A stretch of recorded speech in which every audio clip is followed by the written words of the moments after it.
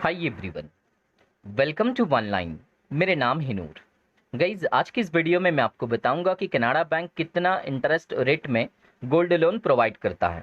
अगर आप Canada bank के माध्यम से गोल्ड लोन लेना चाहते हैं, आपको कितना लोन अमाउंट मिल सकता है और उस लोन अमाउंट के ऊपर आपको कितना प्रोसेसिंग चार्जेस देना होता है, किस तरीके से आप रीपेमेंट कर पाएंगे और भी कई सारी चीज़ें जो कि इसी लोन से जुड़ा हुआ है, आज की इस वीडियो में आपको जानकारी में मिल जाएंगे। आप यहाँ पे क्लियरली देख सकते हैं LTV 75% है, यानी कि लोन टू वैल्यू 75% है। मान लीजिए कि आपका गोल्ड का वैल्यू है 1 लाख रुपया, तो 75% यानी कि 75,000 रुपया तक ही आपको मैक्सिमम लोन अमाउंट मिल सकता है। लोन अमाउंट के बारे में भी यहाँ पे क्लियरली बताया गया है कि 5,000 रुपया से लेके शुरू करके मैक्सिमम आपको 20 लाख रुपया तक भी लोन मिल सकता है।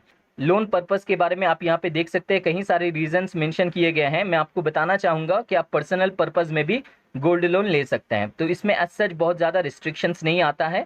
आप गोल्ड देकर आपके जो रिक्वायरमेंट है उसे फुलफिल करने के लिए लोन ले सकते हैं।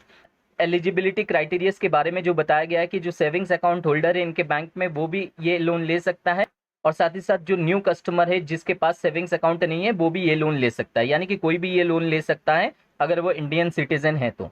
इंटरेस्ट रेट के बारे में बताया गया कि 7.35% इंटरेस्ट आपको यहाँ पे देना होता है। गाइज, मैं आपको बताना चाहूँगा कि सरकारी बैंक में आपको ये फैसिलिटी मिलता है कि इंटरेस्ट रेट आपको बहुत ही कम देना होता है, जैसे कि आप देख सक रहे हैं कि 7.35% का आपको यहाँ पे इंटरेस्ट देना होता है।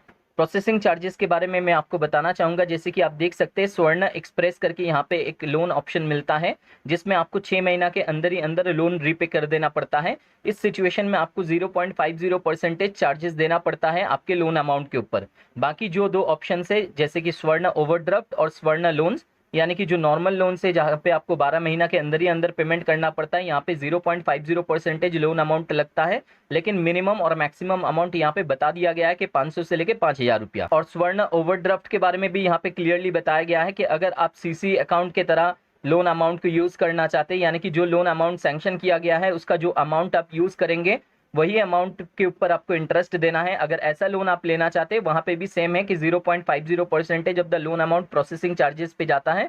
मिनिमम 500 रुपया और मैक्सिमम 5,000 रुपया लगता है।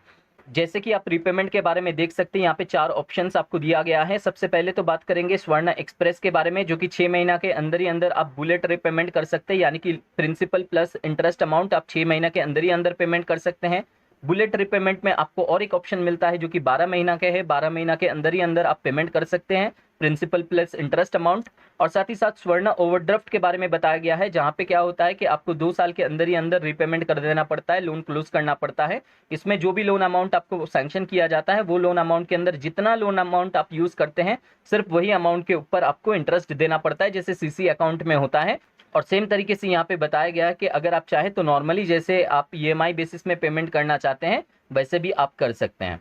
तो इसी तरीके से आपको यहाँ पे कनाडा बैंक में गोल्ड लोन की सुविधाएं मिलते हैं। Guys, I am sure you liked this video. Please subscribe this channel, and if you have any question please comment on the below box. Thank you so much.